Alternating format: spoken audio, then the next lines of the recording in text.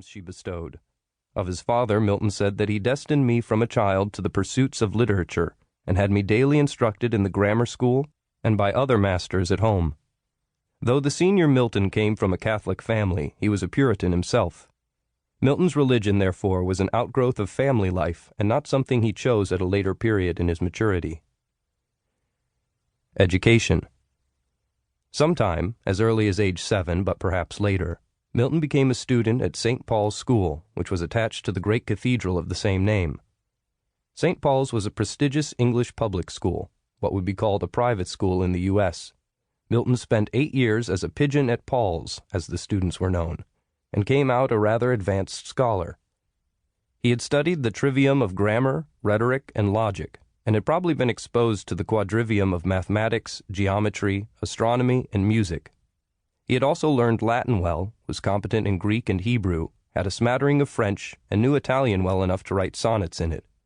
The one language he did not study was English. Some of his language acquisition, Italian, came from private tutors hired by his father. Also at St. Paul's, the young Milton made a friendship that was among the closest of his life with Charles Diodati. After leaving St. Paul's, the two young men would write each other in Latin. Through his friendship with Diodati, Milton came into contact with many of the foreign residents of London.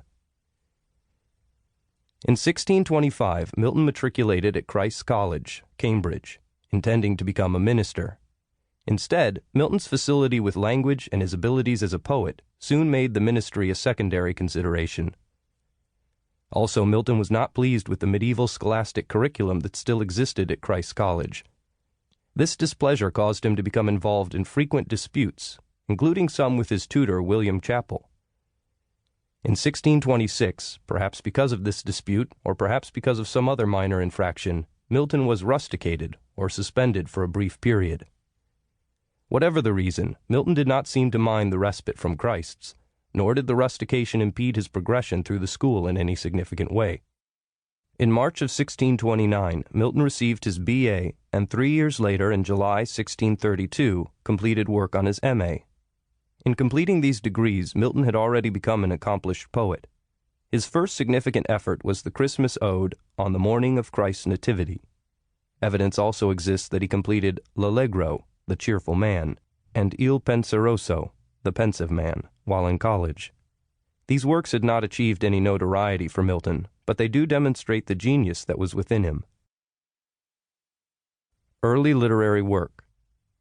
After Milton's graduation, he did not consider the ministry. Instead, he began a 6-year stay at his father's recently purchased country estate of Horton, with the stated intention of becoming a poet. Milton made his move to Horton, a village of about 300 people, in 1632, saying that God had called him to be a poet. One of his first great works, Comus a Masque, was written around this time. In 1637, Milton's mother died, possibly of the plague. That same year, one of his Cambridge friends, Edward King, a young minister, was drowned in a boating accident. Classmates at Cambridge decided to create a memorial volume of poetry for their dead friend.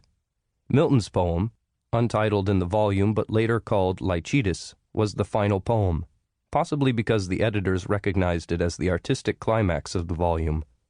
Whatever the reasoning, the poem, signed simply J.M., has become one of the most recognized elegiac poems in English. Influences abroad. Having been through the years at Cambridge and 6 more at Horton, Milton took the Grand Tour, an extended visit to continental Europe. Such a tour was viewed as the culmination of the education of a cultivated young man. Milton, as a true scholar and poet, wanted more from this tour than just a good time away from home. He wanted to visit France and especially Italy. In Paris, in May of 1638, he met the famed Dutch legal scholar and theologian, Hugo Grotius. Grotius's ideas on natural and positive law worked their way into many of Milton's political writings. In Italy, Milton met a number of important men who would have influence on his writing. In Florence, he most likely met Galileo, who was under house arrest by the Inquisition for his heliocentric views of the solar system. Milton had a lifelong fascination with science and scientific discovery. Book 8 of Paradise Lost mentions the telescope and deals with planetary motions. Also in Italy, Milton attended an operatic performance in the company of Cardinal